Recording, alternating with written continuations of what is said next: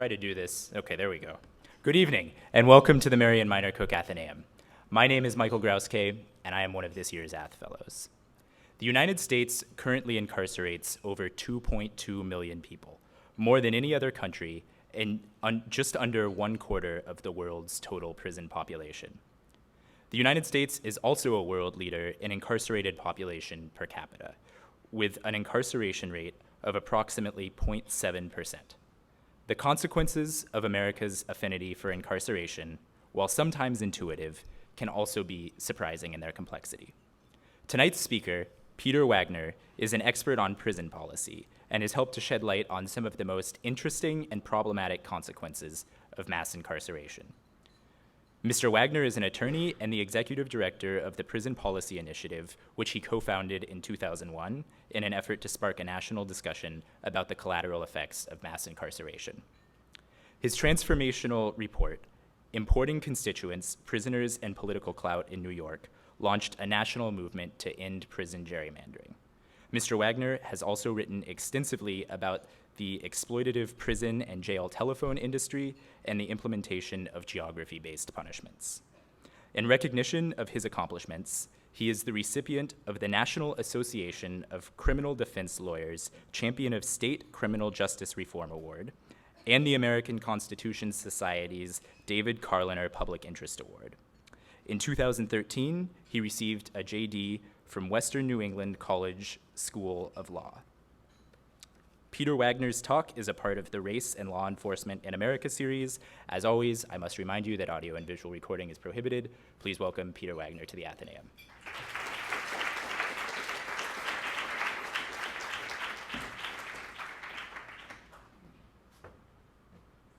Thank you very much for having me here today and for coming to talk about mass incarceration. I have 3 goals for this talk, and I'm going to try to keep this. I understand people typically talk for about 45 minutes. I'm going to try to do this a little bit shorter so we can have more time to ask questions and have discussion. I think people would like that. So I have 3 goals. One is I want to give you a crash course in our mass incarceration system, and I'm going to use air quotes around the system word because I'm going to argue that we kind of don't really have one. And I want to help you put all this into context and give you a taste of why thinking about a little bit broader than just one system would be advisable. I want to talk a little bit about how our system has grown so powerful that it can reach out and punish people that are not even involved in the criminal justice system. And then recognizing that a lot of my talk is going to be a downer, I'm going to talk very briefly throughout and then at the end and then a discussion about reasons for optimism and things that people can do. So first, for some context.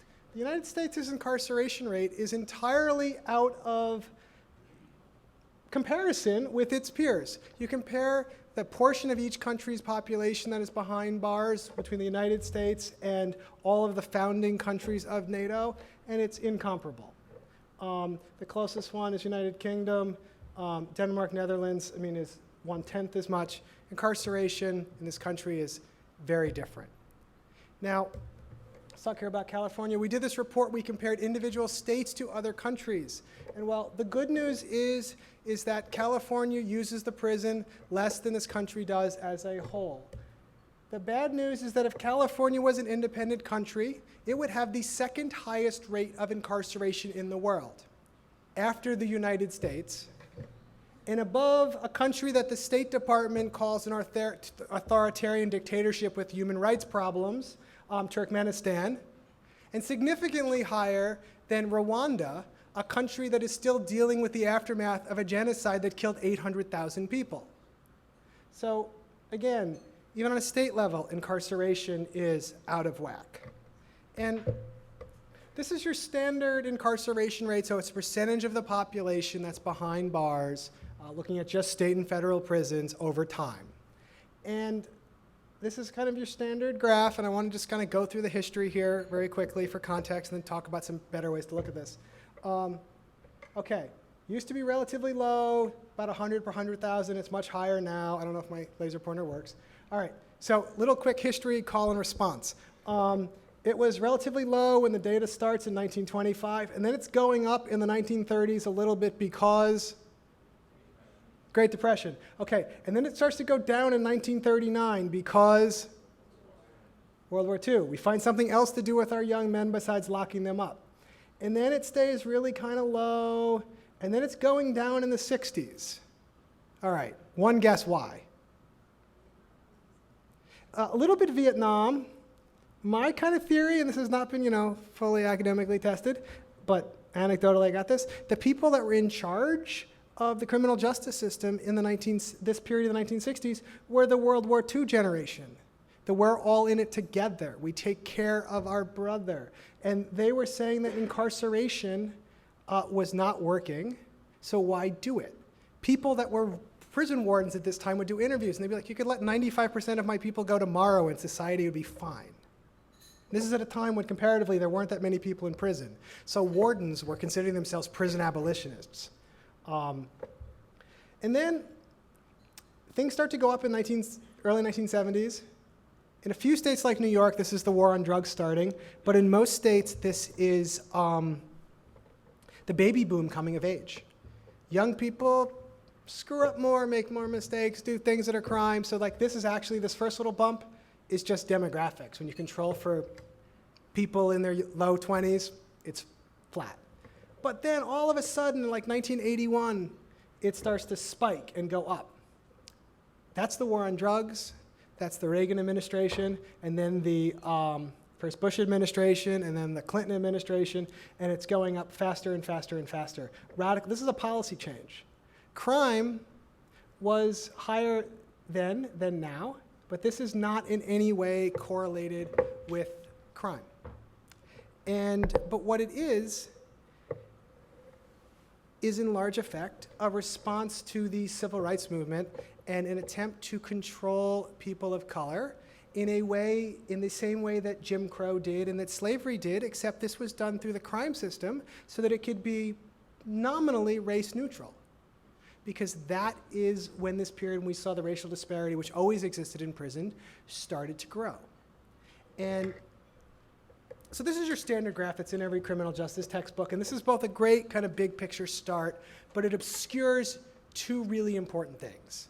One is it obscures who's in prison and what's driving some of these changes, which I wanted to go a little bit deeper into my crash course on. And this is just California. This is the incarceration rate, so it controls for different population sizes. And we can see that African Americans are 7 times as likely to be behind bars in California as white people are. Native Americans more than 2 times, and Hispanics almost 2 times as often as white people. So incarceration in California and most states is about African Americans. And secondly, I want to break this down. Talking about the national incarceration rate is kind of interesting from the historical way to talk about the 1930s and to blur the distinction between some states, but we got to talk about states. And so I broke down here the historical data for the 3 major types of correctional facilities. The federal prison system, which, it's the bottom line, quick lesson, federal prison system in the big picture, not that important. It gets a lot of attention, not a big deal. The top line is state prisons. Those are the policies of state governments. And then the middle line is local jails. Now, local policy is in some partially set by states, partially set by individual county administrations. And there are about 3,300 counties in this country. So this is when I say, do we have a criminal justice system? Not really, because we have 50 states doing their own thing, and we got 3,300 counties largely doing their own thing. So fixing it requires a lot of different entry points. Although that said, they are all drinking some of the same Kool-Aid. There's a reason they all did things at about the same time, but some of the specific strategies are going to get complicated really quickly. But what you got to know is that while the local jails have their own kind of authority and some of their own ordinances, a lot of the people that are in local jails are there for violating state law. So it's local officials using their discretion in some different ways, but it's state law that's implicated here. So again, overwhelmingly, this is about state policy, not federal. And let's also be really clear that the states are different. So The big thick yellow line here is the same incarceration rate graph I showed you before for the entire country.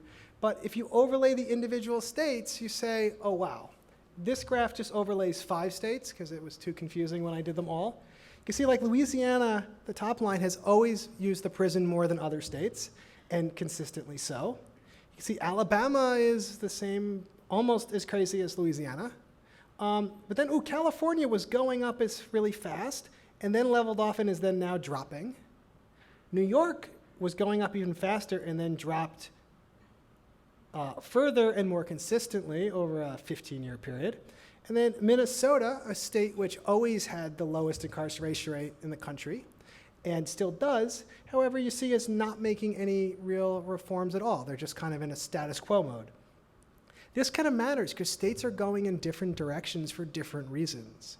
And some of the big drop you see, almost all of that drop in the overall US incarceration rate is from California. So California, New York, and New Jersey, the 3 of those together are almost all of it. And a lot of especially the small states, are still adding to their prison populations in ways that really matter. So it's really important to drill down to the state level. And to do the kind of painful but hopefully helpful kind of big picture view, this is a data visualization that we made called Mass Incarceration, the Whole Pie. It's showing all the people who are locked up on a given night, what kind of facility they're in, that's the inner circle, and then why they're there by category and then detailed offense. And what you can see is like, there's not that many people in federal prisons. Most people are in state prison, in the blue on the left, and almost a third of people are in local jails. And their time there is short, they don't stay very long. People go to jail either because they were convicted and they got to serving a very short sentence, or they were just arrested yesterday and they haven't been before a judge yet, or they've been before the judge and the judge said, you need to give $10,000 bail or you can't go home, and that person doesn't have $10,000. But they're not there very long. But that's about a third of the people who are in a cage on a given day are in a jail, and nobody talks about jails. And because they pass through so quickly, there's 12 million people go to jail in a given year. And again, nobody talks about jails. It drives me crazy. And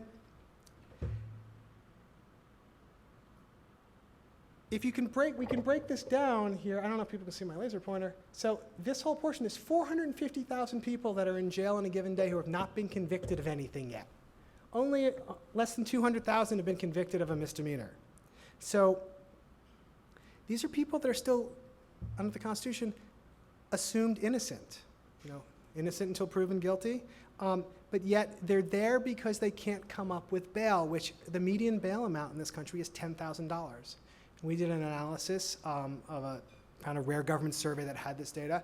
Of the people who are detained because they can't afford bail, their median income is such that $10,000 is 8 months of their income.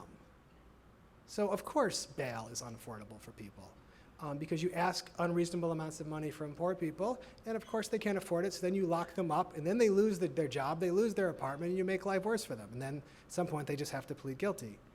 And there's 2 countries in the world that use this concept of cash bail for people accused of crimes: the United States and the Philippines.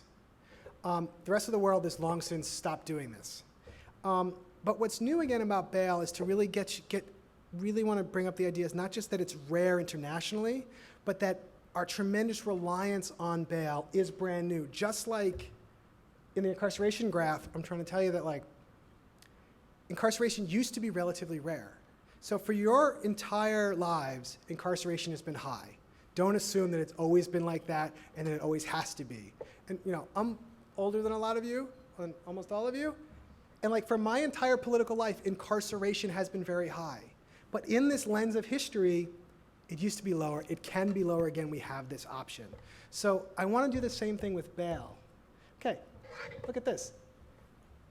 Virtually all, 99% of the growth in the population in jail in the last 15 years is a growth in the number of people who are locked up before being convicted. This is the direct result of one of 2 things. Either changes in police practices and arresting more people for minor things where they don't get convicted, or arresting people who are actually innocent or whatever. And a change in bail practices and an increased reliance by local governments on bail instead of taking a promise to show up on using bail. And so that's the change. So actually, the need to lock up people in jails is apparently, who are convicted, has apparently been flat for 15 years. But the real growth is in locking up people who are still legally innocent. Like, that's important. And just to go a little deeper into my pie chart for a second, this is a graph, some detail about kids who are locked up. So this is not the 5,000 kids that are locked up with adults in adult facilities right now, or the other, we don't know how many kids were sent to adult prison when they were 17 and are now 25. We don't, actually, nobody knows that number. This is the 34,000 kids who are in something that looks like a prison, but for kids, on a given night. And like, most of them are there for nonviolent offenses, and 7,200 of them are there for things that aren't even crimes. 6,600 of them are for violating some technical violation of their parole. It's a beautiful article this morning in Mother Jones about girls in the criminal justice system, about profiling all these kids who are in jail, who are locked up because they didn't clean their room, because they talked back to their mother, because these were things that were conditions of their probation. And the mom complains to the probation officer. The probation officer says, "Should she clean her room?" And the mom says, "No." And the probation officer says, "All right, well, I'm going to send her to prison now." It's like, whoa, whoa, whoa. Well, why did I answer this question? So that's 6,600 kids are locked up for things that are not a crime. And then there's a smaller group of what are called status offenses. These are things that are by definition not crimes for adults. So this is kids running away from home. This is kids staying out after curfew. There's 600 kids who are locked up on a given night for something that would not be a crime if they were adults. They're essentially locked up for being kids. Like, this is where society decides to spend its financial capital, its political capital, its emotional capital on damaging on a given night 7,200 kids for doing things that aren't even crimes. And that's not even talking about, what was the real reason that this kid was involved in an aggravated assault, or why are these kids involved in the drug trade, or using drugs. That's not even leaving that. This is just like this basic baseline. So we zoom back out to the whole pie of mass incarceration. I have to unfortunately another step back and tell you that it's more complicated than this, because this is not the extent of our criminal justice system. This is the people that are in correctional facilities. There's actually, if you want to include the other kinds of correctional control, there's 3.8 million people on probation, some kind of alternative sentence where if you violate the rules of, you can go to a cage. 3.8 million people. There's 820,000 people on a given day who are on parole. They're in state or federal prison, and they have a conditional release with these conditions on them. They can be brought back to prison at any time. So there's 7 million people that are under the direct control on a given day of the correctional system. And what I think this sets us up to talk about kind of briefly is a number of different ways in which the criminal justice system has grown so big that it can reach out and punish people that are not in the criminal justice system, that it can reach out and affect other parts of society that you would think wouldn't be affected.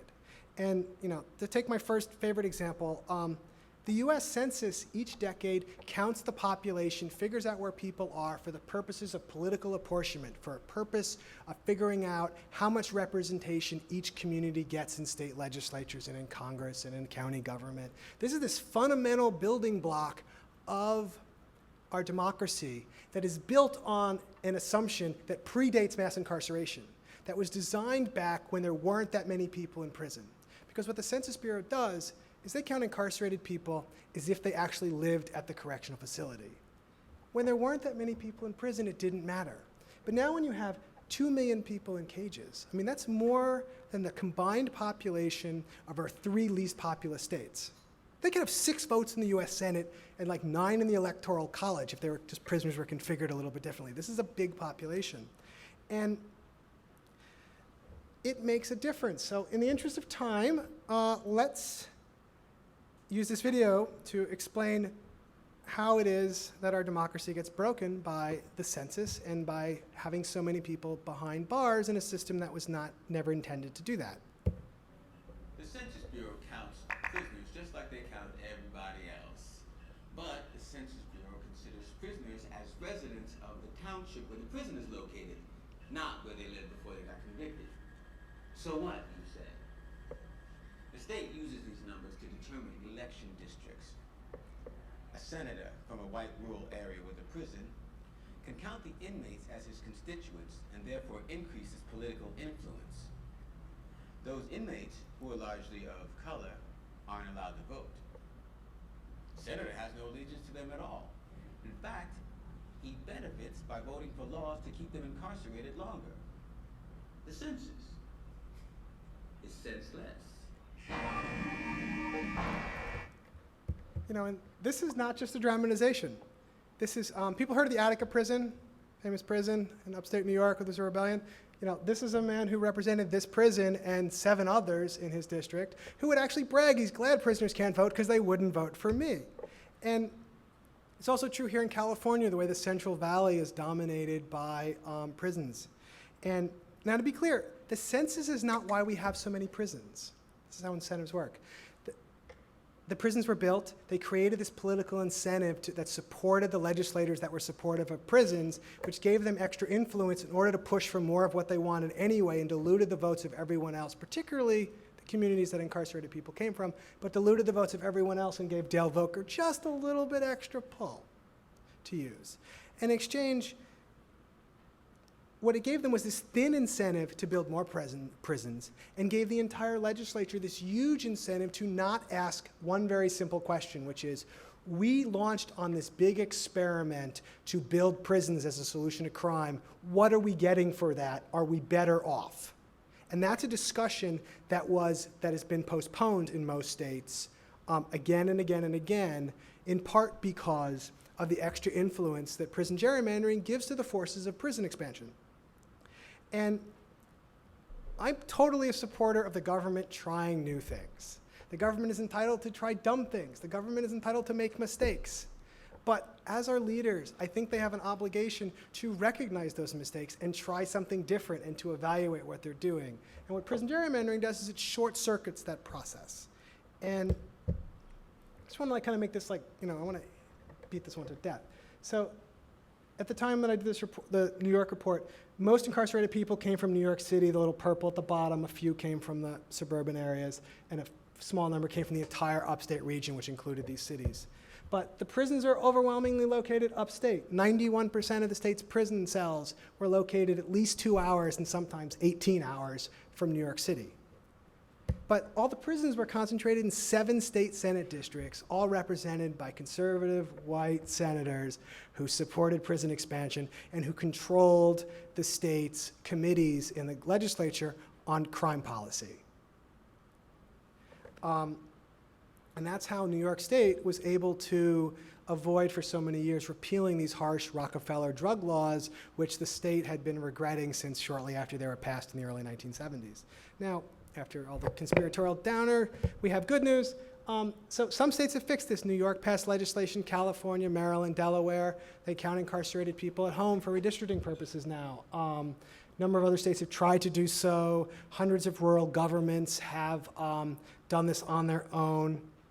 So that's good, that's progress.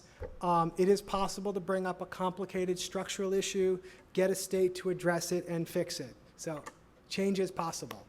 But I want to shift gears and talk about the personal rather than the political experience of incarceration.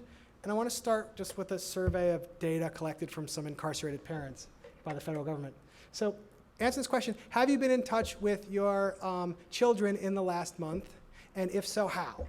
70% have done so by letter. I mean, I just want to make this really blunt. Letters, how many of you know what letters are? Or let me ask a better question. All right, now we got to laugh on that. Like, how many of you have written a letter with an envelope and a stamp in the last month? Okay, not ever. I meant in the last month. I'm just curious. Okay, a few. All right. 53% have done so by phone. How many? I know you all have cell phones in your pockets, and I know we use it mostly for texting. How many of you have made a phone call in the last month? Okay, all of them, I know phones, it's not as cool anymore, but like, all right, so there it's less, and we'll talk a little bit about why that number is only 53%, and 42% by personal visit because they build prisons in the middle of nowhere. A majority are at least 100 miles from home. It's hard to visit them, and when you go there, it's difficult. And so the phone industry covers one of these reports we did. So I got a cell phone in my pocket. I have unlimited long distance for some very small amount of money. But in a prison or jail, it can cost up to $1 a minute to receive a phone call from a prison because the incentives are wrong. This is again like prison gerrymandering. You and I choose our cell phones based on which company will give me the best deal for the best price. And I benefit, I pay. The way the prisons, what they do is they give out a monopoly contract to a single company, not on the basis of who provides the best service or the best price to the families that pay the bill, but to which company will charge the most and kick back the most revenue to the facility. So of course the calls cost $1 a minute. Of course 50, 60, 70, 80, 90, 99% of the money that's raised goes back to the person who gave them the monopoly contract. This is like your ultimate short-sighted policy because you have a state that's trying to raise money from the poorest residents of their state in a way that screws up the lives of some of the most struggling families in a community and then expects people to like be successful when you release them again. This is pretty dumb. But when you're short-sighted, it's a pretty easy policy to get yourself sucked into. Well, good news. Last year, the FCC capped the cost of calls that cross interstate lines, and they're trying to cap the cost of in-state lines, of in-state calls.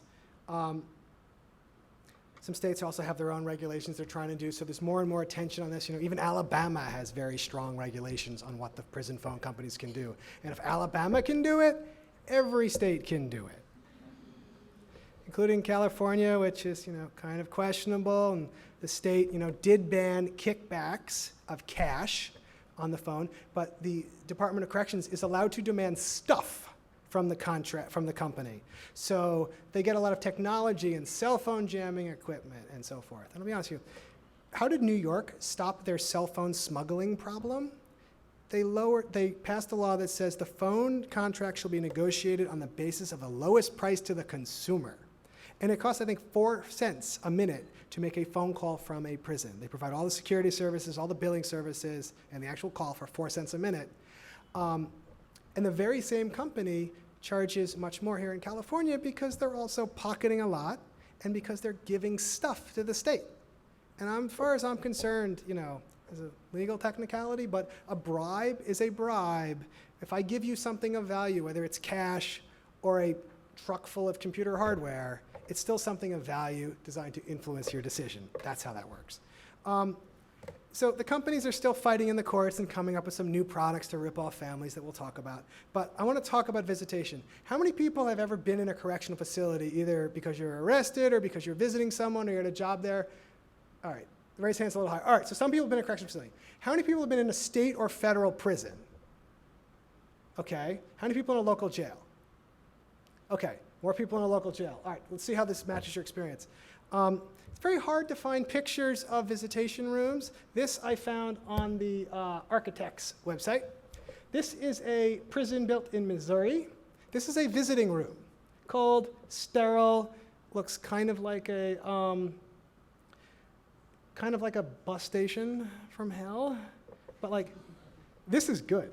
Does this roughly match people's experience in state prisons? A little bit. Some a little better, some a little worse. They're often like this. In jails, where again, people are serving time for minor offenses or for, or they're innocent and they're not convicted of anything, they often look like this. And this is a prison this is actually the LA jail for women that closed about 15 years ago. It's now a movie set that's owned by the sheriff. The sheriff rents out. But it looks like this. You got a phone, you got the glass, you got these booths. Not very good. You can't see people, you can't touch people. At least here, like maybe on the rules, I can hug or kiss someone, beginning of the visit or end of the visit or both. I can maybe if the rules allow, I can hold hands with someone during the visit. Here, none of that here, where people are serving minor sentences or are legally innocent. But nowadays in jails, rooms are starting to look like this. It's called video visitation. And and you can see the technology doesn't work well. We see the tops of people's heads. And the companies are pushing this service for a bunch of reasons. One is because it's not currently regulated by the FCC. All right, I got another video to see if we can explain how they explain this service. Hi, I'm Skype, and I'm video visitation, and I'm just like Skype. What? No matter where your family is, you can stay in touch with Skype. And if your prison uses our service, all in-person visits are banned. Sorry, what? Yeah, it's right here in the contract. All in-person visits, banned. Why? Well, first of all, if we ban in-person visits, we make a boatload of money. And secondly, who wants to see their families? It's a win-win. It's disgusting. Everybody wants to see their families. Not everybody wants to see their families. Some people had families that were suffocating and maybe didn't allow them to pursue their artistic interests in ventriloquism, kites. Are you talking about your family? No. You're using your weird family background to hurt millions of people. You are a sad, sad man.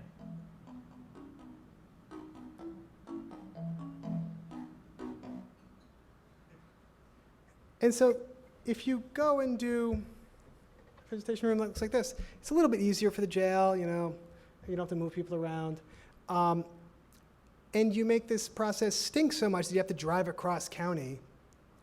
How long would it take to get to the LA County Jail from here, which is downtown somewhere? I'm seeing ugly looks on your face. It's a very long time. So I'm gonna go all the way downtown to look at this computer screen.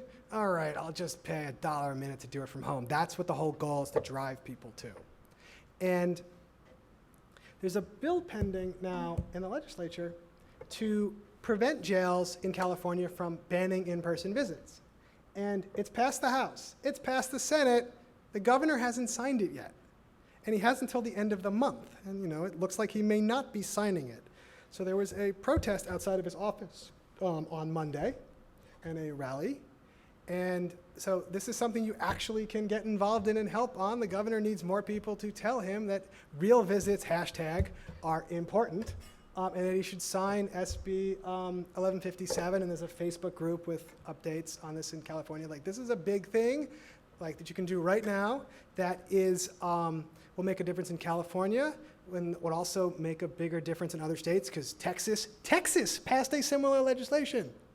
And if anybody is here feels uncomfortable with saying that Texas is more enlightened on criminal justice policy than California, if that bothers you, you need to call the governor now.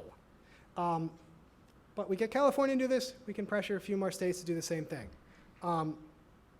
So I've dumped a lot on the bad news. And the good news is there's some things to be optimistic about. So I started doing this work at a time when incarceration was going up, up, and up, and the only real interesting dispute was over which party was going to work harder to convince the public that they were the most law and order, lock them up, throw away the key. And that has changed. Criminal justice reform is in the air. Our elected officials at all levels of government, up to even Congress, are talking about criminal justice. In most states, they're not doing anything, but they are talking about it in a way that is new. And it suggests a willingness. They don't have any ideas or willingness to prioritize it, but it suggests a willingness to do something on criminal justice reform that's exciting.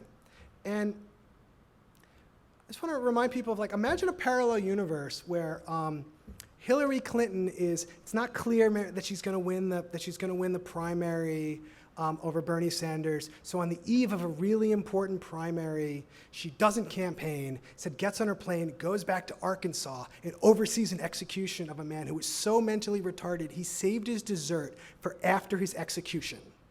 Because Hillary Clinton needs to be seen as a supporter of the death penalty and supporter of law and order. And that was the trick that gets her to cinch the nomination over Bernie Sanders. Now this is a crazy parallel universe, and I'm seeing some frightened looks on this. This actually is almost entirely true, except it's Bill Clinton in 1992. a very deliberate attempt to run to the right of the Republicans in order to make the point that Democrats can be irrationally reactionary on criminal justice. And that's what's changed, is that Hillary Clinton or any serious presidential candidate in 2016 would not do that. You know, they might disagree about the degree to which the death penalty makes them nervous or that they oppose it, but nobody would go out of their way to fly back so that they could receive a clemency petition and deny it, that you've already decided you're going to deny. Like, nobody would do that. That is a different universe that we live in now, and that's the good news. And I'd like to think that when people write the history of the movement against mass incarceration, they're going to look back at right now, because a bunch of big things have changed. And I think the phone justice campaign at the FCC is actually this big turning point, because this is something where a petition that was filed by this blind grandmother whose grandson was incarcerated, and she's having a hard time paying her rent and the phone bill at the same time, paying hundreds of dollars a month to communicate with her grandson, to be this lifeline for him. She has this petition to the FCC, and they ignore it for years. And then a couple years ago, the FCC starts to pay attention. Again, I think it's in large part because there's 11 million people who cycle through jails every year, plus all the people that cycle through prisons, including like FCC staff, are willing to like they have these experiences, and they're willing to like be honest about them and to take a request like this seriously to regulate this small industry that raises $1 billion off of poor families. Like, that's a different kind of tipping point that we've reached that gives us some room. And there was a time when all those families could be ignored, and now there's so many, and now there's, you know, the cell phone videos of the police. There's enough kind of avenues to have these larger discussions. So that's my reason for optimism. And it's my hope in 10 or 20 years we can look back at now and it'd be this very clear kind of sign that like this was the beginning of the change. But we're succeeding at getting this country to understand how mass incarceration doesn't work and how it hurts everyone. But we haven't figured all the things out. And it's my hope that this framework can kind of help us all do that, but this is something where I really honestly have to say to you all, this is where we all have to come together and kind of figure this out ourselves and come up with these answers. Because speaking for myself personally, I don't have faith in our elected officials to come up with the answer for criminal justice reform. And that's not so much a judgment of them, is because our elected officials' jobs is to be generalists and to listen to people and to make decisions. Coming up with answers is not their strong suit. That's what we need to do. We need to come up with answers, you know, for example, tell Governor Brown that real visits are a no-brainer and to sign the thing, and make him do that. And establish a baseline for what we want. So that's how we can make criminal justice reform happen. Hopefully I gave you a crash course that was helpful. I will stop there and answer questions and we can have a discussion. Thank you very much.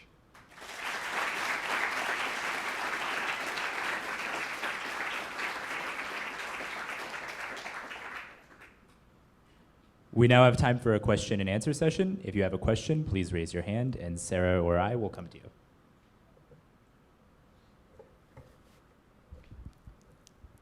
Hi. Oh, sure. So during these conversations of mass incarceration, I feel like all that's talked about is the war on drugs and drug arrests. So I was really surprised to see in your pie chart that violent crimes and property crimes took up a much bigger portion of arrests. So I wanted just to hear your opinion on the increase in rates of incarceration for those two crimes and what we should do about those. Or about the increase in arrests. A lot of the stuff with violent crime, why that's so big, is because the sentences are longer for violent crimes. And we need to have a conversation about, is prison the appropriate treatment for all these things? And why are the sentence lengths what they are? I'll just tell a quick story. There's this station on cable that has, I've seen on US cable, this British version of Cops. And I love watching this, they'll show you a police chase. And they'll see then the person get tackled and arrested. And at the end, the narrator says, this person, who led this police chase and endangered 12 people and destroyed 4 cars is gonna do some serious time. They might go away for as long as 2 years. It's like, these things are all relative. These numbers of sentences come out of thin air, and the only thing they do is when they discover it doesn't stop crime, they get increased again. That is a solution that doesn't work. So we do need to have a conversation. What should sentences be? How long should they be? Can they be shorter? And that's true for violent crime, and that's true for property crime. And it also means getting into like the details around these definitions. So like there's a big number here for murder, but lots of things are murder. You know, driving a getaway car where someone, you know, robs a bank and a teller is killed is considered murder in most states. Driving a getaway car where your co-bank robber is killed by the police is also considered murder. Like there's a whole kind of continuum of things where some offenses are not as significant as we think. Also, people change. You know, people make mistakes when they're young. I think you all know that. Some people are different and, you know, change in time and don't need to be in prison anymore by any stretch of the imagination. Same thing's true for property. The thing about drugs, so drugs get more credit. The war on drugs gets more credit for mass incarceration than it deserves, but drugs are a kind of gateway drug for the system to arrest people, give people a criminal record. So lots of people get arrested and then get probation, and then you're under police surveillance, and then your house is being searched periodically, and then you get arrested for something else. And then you have a record, so now you're gonna get a longer sentence for that petty assault you did. But we definitely need to think about more than just the drug offenses. I mean, so you're right there. You know, and I think that's an important fact. Thank you so much for your talk. I have so many questions for you, but just picking one. You and I both know that despite what Donald Trump might tell us, that crime rates are decreasing since the 1990s. And you talked about how incarceration, and this was toward the beginning of your speech, how incarceration and crime rates have very little correlation and very little to do with each other.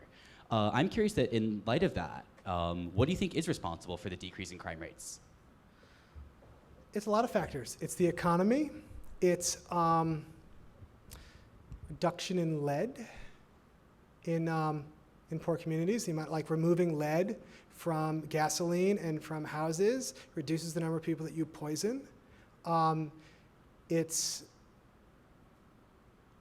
what else could it be? It's a lot of, guns, reducing the number of guns. Like, you know, there's still way too many guns in this country, but one thing that we did in the 90s was the federal government basically shut down the really cheap gun manufacturers. It's no longer possible to buy a handgun for $20. And if you buy a handgun for $20, you don't, you know, they call them Saturday night specials. You don't need to save up very long. This doesn't take much planning, and all kinds of mayhem can ensue. Now, they didn't do what other countries have done when they have serious gun control and go and collect all the guns. But it turns out, luckily, that cheap handguns aren't very good. They don't last very long.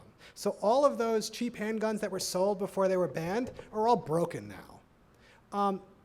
So that helps. Also, the end of the crack epidemic, like both the concept of like crack was bad and destabilizing existing drug markets, like all that kind of change is over now. You can also see, like, yes, is crime up in Baltimore? Yes. Some of that has to do with like the drugs that were looted during the riots, like destabilizing the drug market. And now it seems like it's back to like its lower level. What Donald Trump is tying into is that people are very bad at predicting crime rates. If you ask people, is crime going up? People every year consistently for the last 30 years will say crime is going up. If you ask them, is crime going up in your neighborhood? Most people will say it's going up, but it'll have a somewhat of a resemblance to actual reality. But you ask them in general, is crime going up? They're gonna say it's going up because it's what's on the news. And why is it on the news? Because that's easy, cheap to do, it gets ratings. And think of it this way, if you're a news producer and you're doing a 6 o'clock broadcast and an 11 o'clock broadcast, what do you put on the 11 o'clock news that was not on at 6? Well, crime work, because police are the only government agency that's still open after 6 o'clock. There's a bunch of things that all factor in together, so it doesn't have to be a conspiracy theory to confuse people, but a bunch of bad things come together to make punishment into, and the prison system, into this one-stop solution for all kinds of social problems that it doesn't work at. And that's what we have to find ways is to kind of break that, I don't know, what's the opposite of fortuitous? That like unfortuitous cycle. Long answer to your awesome question.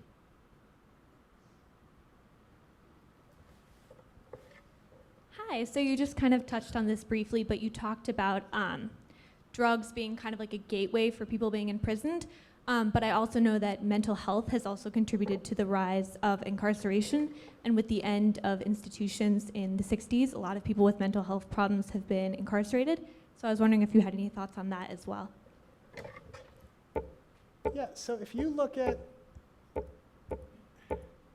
so this graph of incarceration rates, if you were to overlay on it also like the mental hospital institutionalized rate, it kind of looks like the reverse. It used to be much higher, and at the time we deinstitutionalized people and dumped them out onto the street without community support, some of those people then were directly transferred to the criminal justice system. And there's a real kind of need to give people appropriate resources. And if someone has a mental health problem, like there is no way in which putting them in a very stressful situation in a cage with other people who are also highly stressed is going to help them succeed. And like that's at this most kind of basic level. And there's a little bit of dabbling in some communities about creating alternative mental health courts for people with diagnosed mental health problems if the offense is not violent and 12,000 other exceptions. And like those are good and all, but it's a kind of, again, all right, what's the analogy? If the only tool you have is a hammer, every problem is going to look like a nail. And that's how our criminal justice system works. And what that means it's doing is it's denting a lot of things that really need other help. And in some of this I'll say something sympathetic with the police. Like, we put too much burden on the police. Why are police like doing the criminal law? They're enforcing the civil law. When a traffic's light out, they have to do that. They're also like mental health counselors. And they get 2 hours of training on each one of these things. Like, this is setting them up to fail. And if you want to succeed and do something well, you have to have people who can do that thing well, and you have to train them to do it. And that's not been a lot of interest in that. And here, the thing that really kind of, someone highly critical of the police, I'll just say something. How many people have seen the video of, I think it's the Texas pool party, where that white cop is throwing the black girl in her bikini to the ground? Right. And the other kids are getting upset, and they rush the cop, and he pulls out his gun. How many people know what else that cop did that day? He was at 2 suicide calls. One of them attempted, and one of them successful. He was really traumatized by that moment. And whoever was responsible for doing the routing and for letting him go to that call and not giving him the afternoon off and sending him to a counselor, screwed up. Now, I say screwed up because it's not a mistake. Because many police departments have no kind of automated way to figure out how stressed their officers are. And that is a structural mistake that, in the interest of expediency, people skip. And I'm just telling you, if you don't know who your most stressed officers are on a weekly or daily or minute-by-minute basis, you're going to have more problems. Here, prediction. Now, do people want to use that information? And are police chiefs willing to go to the city council and say, hey, here's this obvious thing I should do, but it's going to cost X. Are you willing to think in ahead a few minutes and pay for that? And that's the courage question.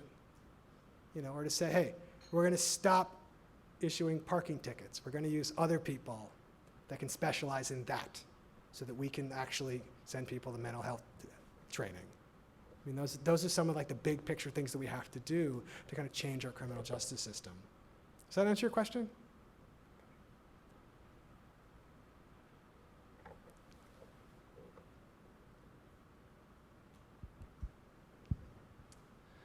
Thank you for coming this evening. Would you mind going back to the state-by-state graph? If we think of California kind of as an example, sorry, the other one with the spaghetti one. Perfect, yeah. That if we think of California as kind of an example of the nation, voters pursued policies that lock people up and lock them up for longer all throughout the 90s, early 2000s, and have sort of been reneging on those policies for the past few years. But most of that drop-off has really been because of a federal court order that then led to prison realignment. And so I guess the question is, you seem to have a lot of faith in the voters to pressure their elected officials, but to what extent do you think that the courts are actually going to be kind of the initial push here? All right, so that's 2 problems. One's about my thought about the courts, and one's actually my thought about me. And my thought about the courts is, I don't know if we can repeat the victory in California about overcrowding, where they were the state was treating incarcerated people in inhumane ways, particularly on healthcare and mental health care issues. And I think part of the mistake that the state made is that the state said, Your Honor, we can't afford to do it. We have too many people.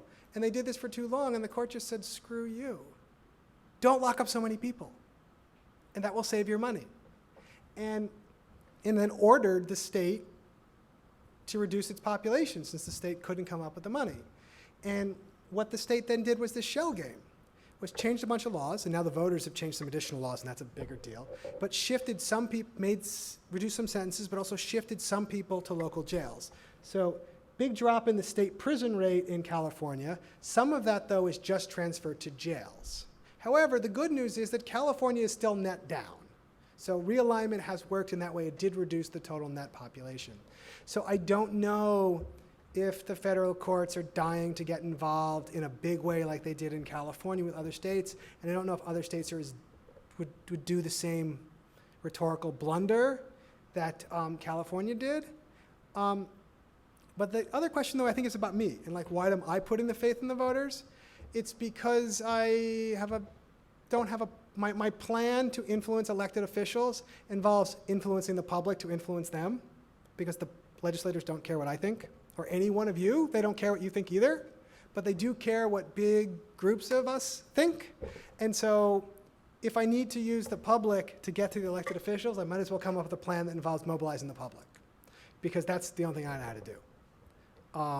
But it's going to take a long time because the public wanted this, and the public does not have a deep understanding of these issues and of the trade-offs, and the public is very good at being manipulated by the press when there's a horrible incident happen, and horrible incidents will happen.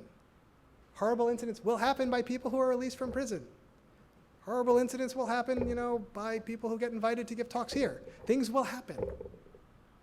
And we need to get people to explain this, and have realistic expectations. And if I, get pneumonia and go to the hospital, and they treat me, and then they release me, and then I get a cold the next week, and I go back to the hospital didn't fail. That was progress. And my doctor is pretty clear about that. My doctor knows how to explain this to the public, that it's not malpractice that I got a cold after I had pneumonia. The criminal justice system is not that brave and not that clear. And they're not doing a good job explaining to the public what it is they even do. And so we have to both change them, and we have to unfortunately do some of their job for them of explaining what they're supposed to be doing. So that's again why I'm fixated on the public. There was a hand in the front. I don't want to tell you.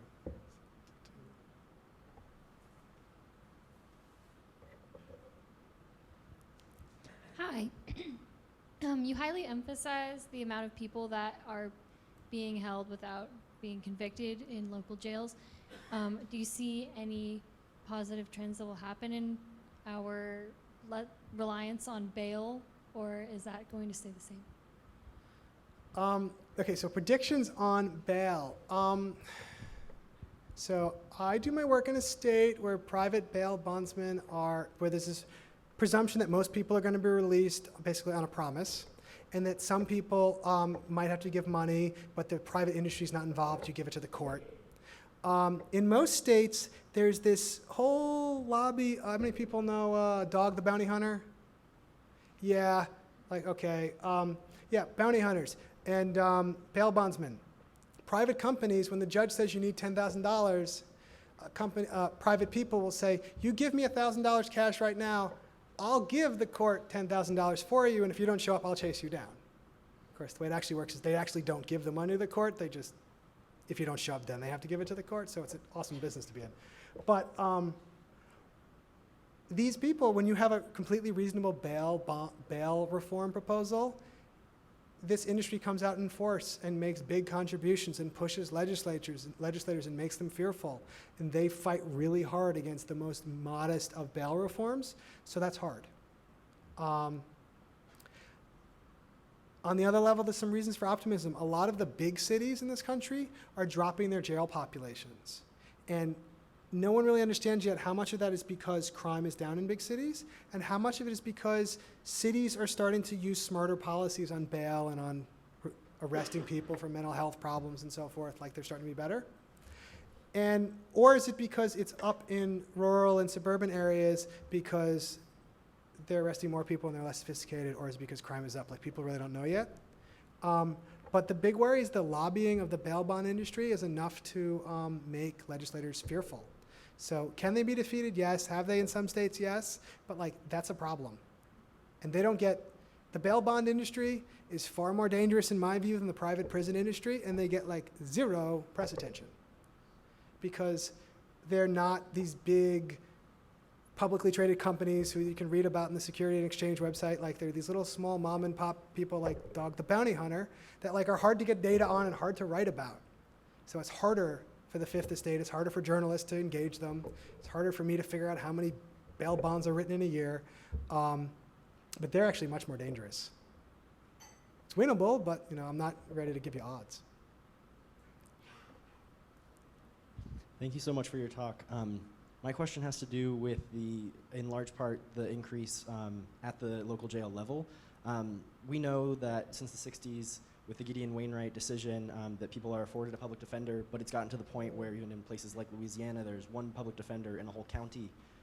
So how much of a decrease could we see in that local jail population if we adequately staffed these public defender offices and didn't give public defenders hundreds of cases to deal with, where the easiest thing to do is to convince their client to plead guilty because it's easier for them in the long run? Short answer, a lot. And it's actually, if we're looking for things the federal government could do, the federal government could start paying for local defense and subsidizing public defense. That actually would both send a signal and make a big difference. Or also little subtle tweaks that overlap with your question. Currently, under the federal constitution, the way it's interpreted, you're not required to have a counsel appointed at the bail stage.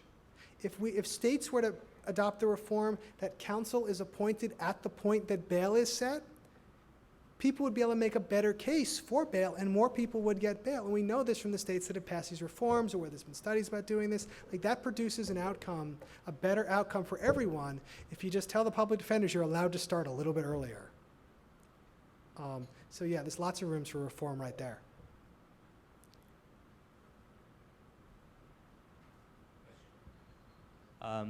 You talked a little about how the prison system is set up for people to fail again. I just want to know if there's statistics on how bad the recidivism rate is, and what the system can do to help people not fall back into the cycle of the prison system. So recidivism is complicated. This is not my specialty because there's some big differences in how we measure it. So in some states, there's often a statistic like 2/3, 3/4, that's the common number, people recidivate. And what does that mean? So that's like someone who gets out of prison and then in the next 3 or 5 years is arrested again. Well, arrest doesn't mean anything. How about you had your parole revoked or you committed another offense? That to me is a more meaningful measure, and that's lower. But then there's also, is it a related offense? I'm gonna be really blunt. If someone is like a serial bank robber and goes to prison and gets out, and then, if someone is a murderer, gets out, and then robs a bank, I'm not sure, is that recidivism? That is a significantly less serious offense. Let's just be really clear about this. But just to blur these together, or just to say arrest, that's kind of bogus.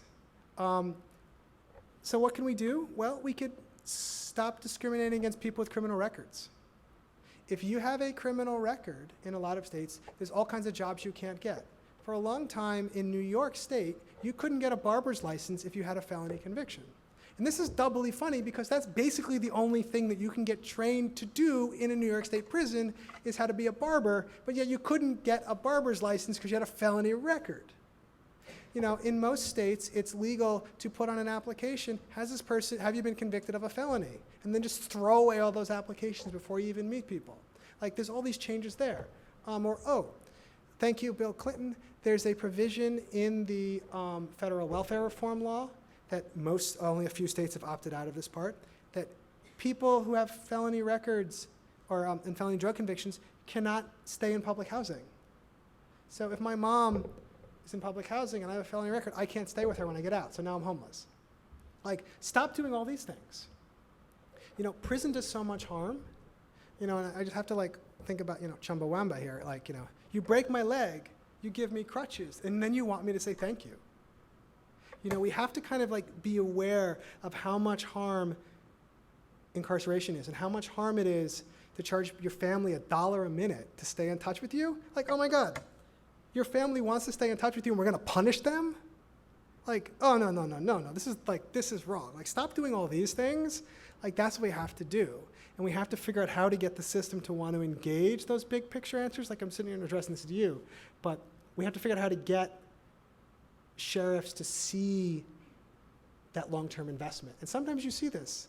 Like, what did New York State say about why they lowered the cost of phones? They said, like, we see it as a cheap investment in lowering recidivism. Because they were smart enough to do the math in their head that foregoing income is just like spending. This is also a state that recognizes their prisons are in the middle of nowhere, so for a long time they would subsidize buses so people from New York City could go upstate, because it was a cheap investment in lowering recidivism. But you have to kind of do that, you know, and you have to like have jobs for people, and you have to like be willing to train people. You know, don't like take away all choice in people's life. I mean, come on. What is one of the things that you like learn here in college is like to be responsible, to do things. And like when your boyfriend or girlfriend breaks up with you, you still have to do that term paper. But you like take away all autonomy from people, give them no practical skills, give them no life skills, and tell them what to do for every minute of their lives, and then you're surprised that they have a hard time adjusting on the outside. You know, of course. You know, this is why, like, how do European prisons work? They're small, people go home, like there's all these kind of gradations of responsibility. Like, question is, like, do you want people to succeed, or do you want to treat incarcerated people like they're surplus population? You know, that's the fundamental question that I'm trying to figure out how to get the powers to be to address in a way that's helpful. Because it's not helpful when I just say this rhetorically to them. But a lot of my work is about phrasing those rhetorical questions in slightly more engaging ways about, you know, well, let's talk about, like, you know, the Rwandan incarceration rate. Or let's talk about why it's so hard to visit. You know, and let's not talk about what color the rug should be in the visiting room. Let's talk about, like, the groping of the guards and, like, why that girl doesn't want to ever visit her father again. Like, let's talk about these structural things. And that's not really what they want to hear, because they want my opinion on what color the carpet should be in the visiting room. And it's like, no. And we have to figure out how to have those conversations. Long answer to good question. Thank you for being here tonight. You prefaced your talk with saying that the criminal justice system treats African Americans unfairly, but talked little about sort of those junctures at which it fails. So I'd like to hear a little bit more about that and how that differs from what you see as potentially differences in underlying actual incidence rates of the population. So I decided to not talk just about that because what to do about it, it's a little bit more complicated, and it gets the things that matter get really technical really fast. So let's just put something out there. So that offense rates for many kinds of crime do appear to be higher for African Americans than for whites. Notable exception, drugs. Depending on the drug type, whites use it more often than African Americans. Yet that does not explain the extremely large racial disparity in drug offenses. So the racial disparity in incarceration is highest in the drug context, and that is a place where it is either equal or slightly higher for whites. So that's like completely unjustifiable. And the problem is that the biases occur at all these different levels. Increased policing in communities, psychological biases. African American boys are more likely to be seen as dangerous because they're black, are more likely to be seen as adults and more culpable. You have the, you know, sentencing biases. You have like, and the Mother Jones piece about girls did a really nice job about this and about some of the biases that like become structurally in place. But what I'm losing the most sleep about right now is this concept of what's called risk assessment. Judges and how we decide bail is biased, and we should instead figure out not their likelihood of being able to come up with money or their likelihood of showing up for trial, but their actual dangerousness. And we're going to use a computer program. And there's a bunch of different computer programs that do this. Some of them are confidential and you have to pay a license and you can't look at it. And the computer program answers a bunch of questions and then tells the judge release or don't release. Or some of them you can see the algorithm. But what's the data that goes into this? And most of the people say, we're not using race as a factor. Well, are you using a factor that is correlated with race? So like it's not race, but it's something that might as well be race. Like, oh, zip code. Zip code is a very strong predictor of reoffense. Well, thank you, racial segregation. That is a beautiful proxy for race. That is a completely, in my view, illegitimate criteria that many of these formulas are quite happy to use. And then other defenders of these formulas say, oh, we've tested our things. They're not racially biased, or they're better than the current system. But it's like, well, how are you judging that? Compared to what? Comparing to the current system? Comparing to offense patterns? Comparing to the demographics of the population? And when I ask this question to people developing these algorithms, I get met with blank looks. It's like, oh, this is not good. It's like, you're not even able to engage the question. The real question is, how important is racial inequality to you? Because you're trying to build a robot to replace judges, and you can't even answer the question, how important is racial inequality and inequity to you? And it's like, uh-oh. And this is a big dilemma, and it's very technical, but it's because what I'm trying to figure out is, the research does seem to say that these are less racially biased than the current status quo that judges use. But once we have a robot do this, and we start jamming it through to more and more locations and paying less and less attention about how we're using it, will we still get that same slight improvement? And two, will we have like permanently ensconced into the system a self-perpetuating prophecy? Because if you decide to not give certain groups of people access to bail, you then make them more likely to plead guilty and go to prison. And that's what I'm not seeing that kind of worrying about. And that's the kind of thing that like I'm thinking about a lot. But all the different biases, the various stages of prosecution, and like we just did this interesting blog post about juvenile life without parole sentences and racial biases. And the reason I'm flagging this is because some researchers did this interesting thing. They ignored racial bias that existed before the police were involved. They took it at the point of arrest. Let's just pretend that there's no racial bias for the sake of argument up to arrest. Let's just look at what the prosecutors and the judges do and said, oh, look, it's twice as likely that African American kids are going to get a life without parole sentence. And I think it was useful, but that makes this absolutely huge concession, like rhetorical concession, but then allows itself to put pressure on prosecutors and judges who are usually so happy to say, we're perfect, it's the police, and I don't control them. But we really kind of struggled over this blog post because it was conceding something that was really important and probably bigger than the thing it chose to talk about. And I just haven't figured out how to come up with like a recipe for racial justice in the criminal justice system that's not about rebooting the entire criminal justice system. And I think the kind of question to judge criminal justice reformers is to try to figure out how important racial equality is to them. And because I think, I'm not saying like, oh, let's make criminal justice reform about middle-class white people and keeping middle-class white people out of prison, and then that's going to magically reduce racial disparities. Like, no, it won't. There's lots of criminal justice reforms that will do that. But what I'm a long answer because I think about this a lot and I don't have an answer, is to kind of figure out what people's goals are and trying to get people to put their goals into words. And I haven't figured out how to do that yet. And mostly because the powers that be don't want to have this conversation. But if anyone has any ideas, I'm all ears. Now, tomorrow, next month, anytime. Did I come close to answering your question? All right. And I think I wore you down.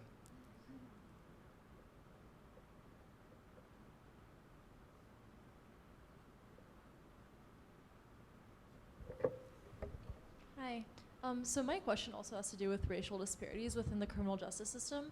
I think like one of the most frustrating things is seeing the discrepancies in prison sentences, especially like we've been seeing in the news lately between like, young white men committing certain crimes and getting very short sentences for those crimes, and then young black men committing the same crimes and getting much more severe sentences. So I was wondering if you think there's any way that, any possibility for us to kind of standardize prison sentences and get rid of that issue. You think like the Stanford rape case, right? Yeah. This question. So was the Stanford rape case an abuse of discretion, or should more sentences look like that? Like that's like a fundamental question we have to kind of decide, is which one do we want to be the default? And that's where people don't agree. And I'm in general not a fan of mandatory sentences. I'm a fan of giving judges discretion. Although, in the all right, we're in California. George Jackson, does that ring a bell for people? Black Panther killed in prison? Okay, no. Anyway, man became political inside after got basically a life sentence for robbing $70 from a gas station in 1969. And because he was political, they were never going to let him out. But he did not have a life sentence because he was George Jackson's Black Panther. He got a life sentence because everyone did. Everyone got sentences of 1 year to life and just show us you're good. And what people learned was that the parole board was racist and wouldn't release African Americans. And so then we had this idea of like, oh, let's have mandatory sentences or sentences within narrow guidelines. And the sentences I think were longer than the reformers wanted. The progressives wanted like short determinate sentences, and we got long determinate sentences. But I don't know.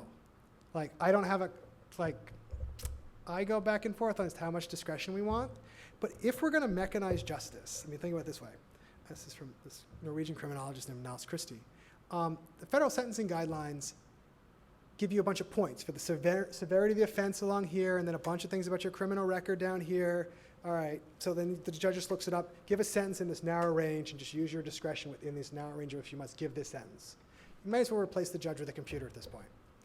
And the problem is the guidelines say, don't take race into account, don't take age into account, don't take education into account. I'll say, why not? Why don't take education, just rhetorically, why not take education into account? You have a PhD, you should have known better. You didn't graduate from high school. Our society owes you something, because our society, we promised you an education and we failed you. We should give you less. Maybe you end up with a negative sentence. I mean, seriously, this is like, if you're going to mechanize these decisions to get away from individual biases, what are the criteria that you're going to do that on? And that's something in a society that we need to come up with an answer to, because one doesn't exist. And anyone who says like, oh, we can just legislate away biases is lying or naive, and probably naive. But that's what we got to figure out. Hopefully that was helpful. Unfortunately, that's all the time we have for questions. Please join me in thanking Peter Wagner.